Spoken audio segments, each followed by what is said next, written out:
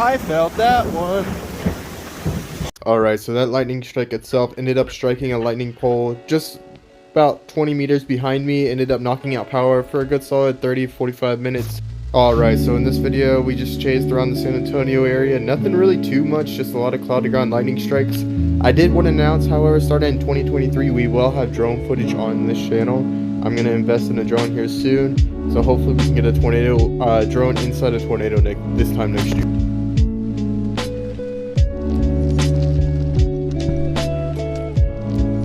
Definitely one of the stupider things that I've done. We're in the middle of a lightning storm, you know, just casually surrounded by electricity. You can hear the wires buzzing right now with the electricity. But yeah, cloud to ground lightning strikes are frequent.